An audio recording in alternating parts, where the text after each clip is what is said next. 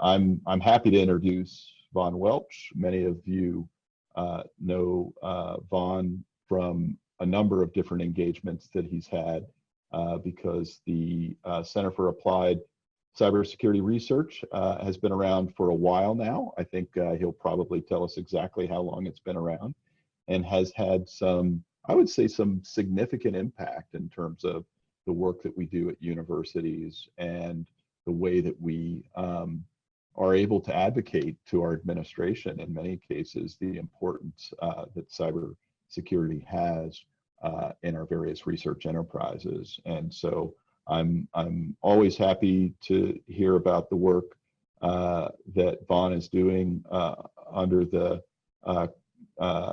Center for Applied Cybersecurity Research in general, and thrilled that he's able to speak with us today. So without further ado, I will go ahead and turn it over to Jim. Thank you for that introduction.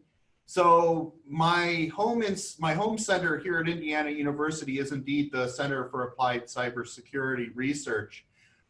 In that capacity as directing that center here, one of the NSF projects I'm privileged to lead is the NSF Cybersecurity Center of Excellence, or Trusted CI. And so that's actually the hat I'm wearing here today, and it's Trusted CI that has done, I think, engagements with a number of the folks here I've seen on the call today, and I think has general value to the scientific community. So skipping through here, so let me just tell you a little bit more about Trusted CI. And it is an NSF funded project, but unlike many other cybersecurity projects and centers that NSF funds, it has a mission to serve the NSF community itself. So for those of you, I think you're probably familiar, NSF has a huge portfolio of funded projects. They've got an annual budget that approaches $8 billion. They fund over 10,000 awards every year, and a significant number of those awards, over 1,000, are $1 million plus. And then I think it is, I don't know anyone who's done a survey, but I'm fairly confident in saying nearly ubiquitously those projects rely on computing to some degree or another, right? So they almost inevitably have some cybersecurity challenges, from the sort of the day-to-day pedestrian challenges we all face to some very exotic, interesting, and tough challenges around cybersecurity. And when I say cybersecurity here, speaking a little broadly, that also includes identity management, privacy, you know, everything in that sort of bag. And so Trusted CI was established by the NSF back in 2012 to be a resource to those NSF projects through a variety of services that I'll discuss here in my talk to help those projects tackle cybersecurity challenges, and also to provide leadership generally to that community. So first, I want to thank several of you shared your warm thoughts with me earlier about Renewal, and we are very happy to announce we've just received our Renewal Award that's starting here at the turn of the year, and that will carry us forward 5 years to 2024. So really excited about being able to have this opportunity to continue serving the community, and thank a number of you on this call for your support, your collaborations, and your supportive words that have made this really possible. I always like pointing to the our broader impacts project report. This was a report that Jim Basney and his team compiled last year, summarizing our impact across NSF to date. You know, you'll see some of the numbers here. We've managed to touch and impact hundreds of projects and have them attend in various ways. This report, you know, also laid out, we've got, you know, looking across to the science directorates where we need to focus more attention. But this is one of the things I point to that, you know, really showed over those first 6 years some of the good work that we really did. And so I'd like to point to it as a reference for that. So giving an example of the type of things Trusted CI does, the first is we do a fair number of best practices that are freely available on our website, as you see there. Some, organized here under different parts of the website. We have a strong collaboration with the Science Gateway Institute. So you'll see that fourth bullet there is a collection of materials that we've compiled, a lot of it jointly with them. Jim Basney has done a lot of work in identity management. Other parts of our team, we've got operational security tailored for science projects. We have a guide and a set template that a number of projects have picked up and on their own used to create their own cybersecurity programs. And then more specialized, the work you see pictured here in collaboration with a number of projects, worked on issues specific to cloud service providers in the community. And then we also have Professor Bart Miller from Wisconsin, who's a world-known expert in software assurance. And so we've collected materials from him and otherwise that we've produced. So one of the couple more guides digging in here. The one on the left is the guide I just mentioned. This is the set of templates, if you come to our site, that walks you through creation of a cybersecurity program for an operational project. The one on the right is a software engineering guide. So this is, if you are a project that is developing software, we've tried to tackle some of the issues around cybersecurity for such a software project. Another thing that we do is, besides these sort of best practices and broader impacts, is on a cyclical 6-month period, we have an open application from the community where we take applications to work one-on-one with projects on their particular cybersecurity challenge. We've done this now. These little pins represent the locations of those projects that we've worked with. As you can see, they've now spanned the continental US, as well as getting into a few places like Antarctica, where we worked with the NSF's Antarctic program and other places.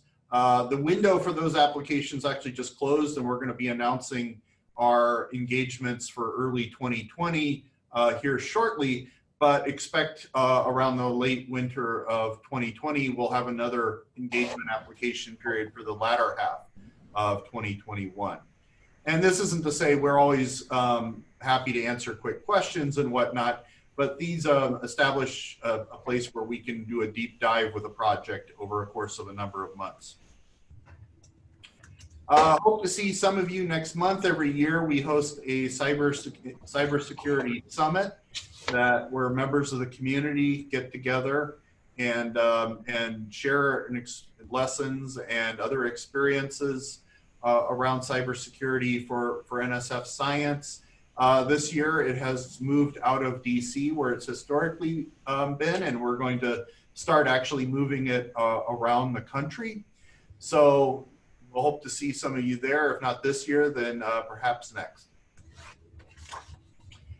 The community benchmarking survey, one of the challenges we have is measuring our longitudinal impact over time.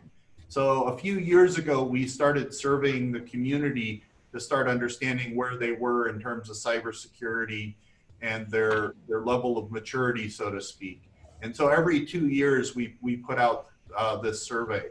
And so this is the 2017 document. The 2019 report is in process, and you'll expect to see this later. But it's a useful reference as a snapshot for where the community is.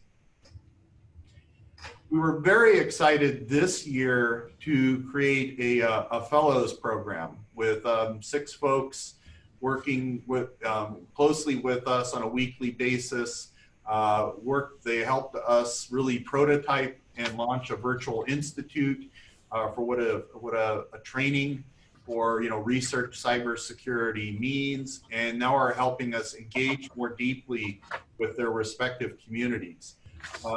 I'm just speaking personally really excited how this turned out, and I'm really excited that we'll be having a second cohort of fellows now in 2020, and expect to announce that at the summit in a little under 2 weeks with a new application for fellows in that 2020 program. Another effort we do is work with NSF cybersecurity researchers to help transition their research into practice by connecting them with practitioners and giving them some coaching along the line. Florence Hudson leads this area, who I think is well known to many of you in the Hubs community. And so this is, expect to see more of this activity going forward in 2020. A key new endeavor that is going to be starting up in 2020 is many of you may have heard of different cybersecurity programs from NIST, things like 800-171. Many of you may also be familiar with things like HIPAA. But if you think about what is a open science project, a project in astronomy or a project in genomics or a project in environmental science, what cybersecurity program should they be using? You probably struggle coming up with the name of such a thing, and that's because there really isn't one. And so one of the things we're looking to fill in is coming up with an appropriate cybersecurity program for such science projects, if nothing else, to stave off the pressure on them to adopt something that's less well suited for that type of open science and cause a real drain on their productivity. I always just make a comment for those of you familiar with the InfoSec field. You know we have our demographic problems, so Trusted CI always does a push towards inclusivity in everything it does. And so for a number of the things, like the fellows and other things I've mentioned earlier, is really do please help us reach out to those communities that are underrepresented in information security right now. I'm going to acknowledge our partners, too many up here to mention, and it would be really great now that we've gotten funding. I know we already need to update this to add some of the projects that are on this call, but it's great to be well connected with this community. I'll mention briefly, just for contrast, back in late 2018, the National Science Foundation funded another cybersecurity center, the Research Security Operations Center, that it's more focused on operational security. So I think in a sense you get the idea of Trusted CI, we're doing best practices, we're doing consulting type engagements, and the research SOC is working on providing vulnerability scanning and actual log analysis, et cetera. So turning a little bit more closely now to the Big Data Hub community and the new 2020 emphasis that we have, one of the things that we're doing under the new award is every year we're going to pick a challenge related to cybersecurity for science and pull together a group of community leaders to really tackle what that challenge means for science, and either produce best practices or otherwise make progress in understanding that. And what we chose for the first such challenge, 2020, was data integrity. Clearly something of importance to science, clearly something, data is clearly of broad interest, and integrity is clearly an important thing for different projects in different ways. And so this will be our first such challenge. And we look forward to partnering with a number of you. And the quote here that informs the title of my talk. And then, so a little bit of the process that we expect to go through on that is, to be tuned as we engaged, is some surveying, understanding results, really working with folks to understand the broad set of requirements around data integrity.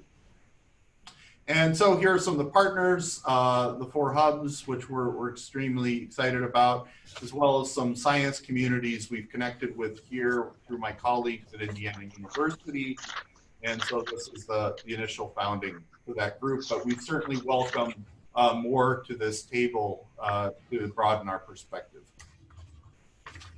So I'll conclude here with just some helpful URLs to stay connected with us on social social media or email or otherwise, and also some some monthly webinars that we do focused on cybersecurity, and also a vulnerabilities list in the lower right. And so with that, I'll thank you. And Jim, do I have time for some questions? You bet. Yeah, thanks, Vaughn. We've got plenty of time for questions. So please, if you have a question, go ahead and take yourself off mute and ask away.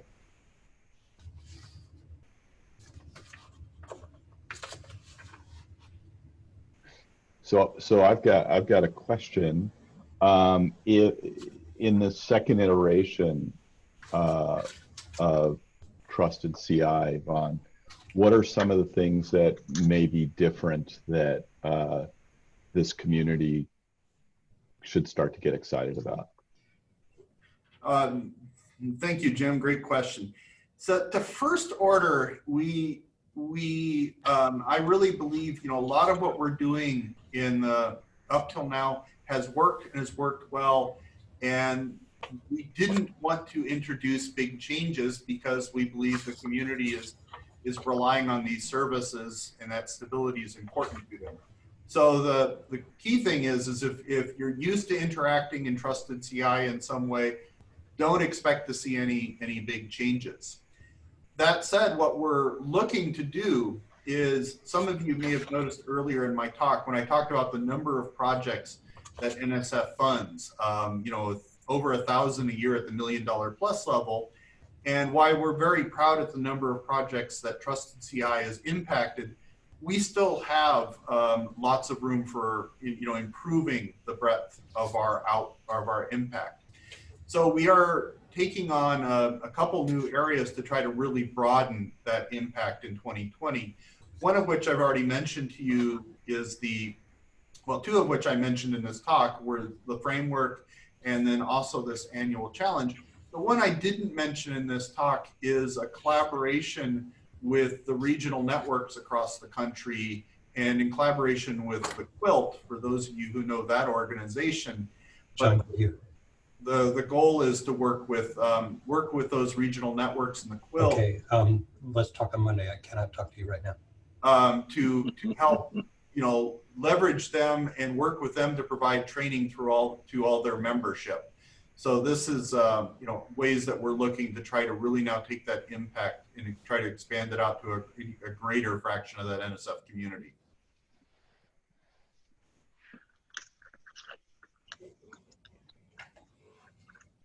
Thanks, Vaughn. Other questions? We got plenty of time for questions. So if you've got a question for Vaughn, sort of maybe more specifically about the Trusted CI, please ask. Just take yourself off mute. Yeah, this is Christine. I just was hanging back to give others a chance to get their questions out.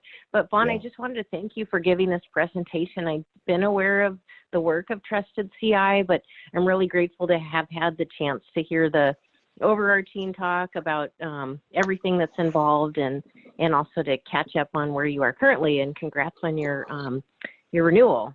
That's great. Just a question / comment.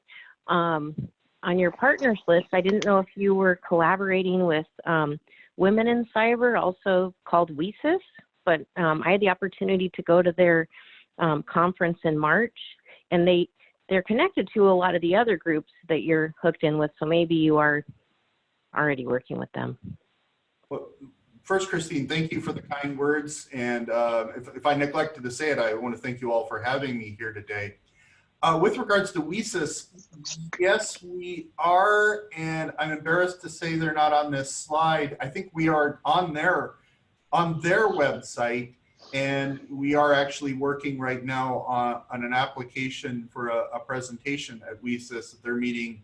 I think it's in March in Denver next year. So we definitely are aware of them, but thank you for that, for pointing that out to me.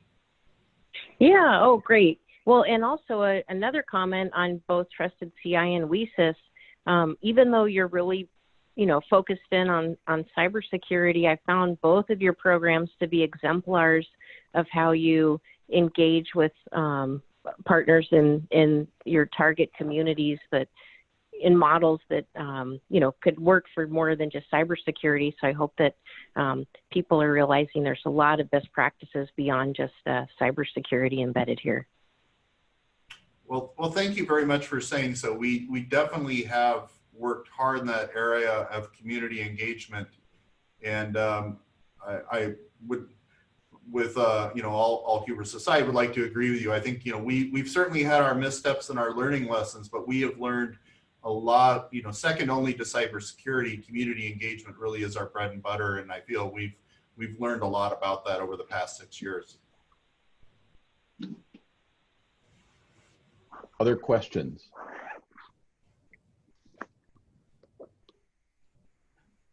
Vaughn, when you talk about sort of you've learned as you've gone, are there things that you sort of see now, sort of looking back, that you're eager to put more emphasis on? I sort of have the advantage of having been to the Quilt, where I heard some of the things that you were talking about that I think were informed by hindsight. But you know, maybe you could, for this audience, sort of speak to the things that you've seen by your experience that you hope to sort of improve on going forward. Yeah, you know, Jim, it's always hard to tell with 2020 hindsight even. A couple of things we've always wrestled with is how much time we spend working one-on-one with individual projects versus, you know, doing broader impact things. How much time, you know, one of the things, Christine's observation about community engagement, I always call it the servant and leader role. You know, we want to be here and be supportive for what the community wants, but we also feel like at some point we have to be out in front and leading the community where they should be going. And it's, you know, so we wrestle with all of these sort of different factors. In hindsight, I think, you know, we spent a fair amount of time at the beginning building up trust in the community before we stepped out and tried to lead. I think we could have been a little bit more aggressive on that. I think the community had enough trust in us, we could have led a little earlier. I don't know how we would have known that for sure. Likewise, I think we could have tried to go broader a little bit earlier. But once again, it's hard to sort of A/B test these things, and an alternate history can easily prove me wrong. But looking back, I think we were definitely, you know, conservative on both those ways, and, you know, maybe a little more than we absolutely needed to be. Any other questions for Vaughn? All right. Well, with that, thank you very much, Vaughn, for that presentation. Really appreciate you joining us today. And for those of you who were able to join us today,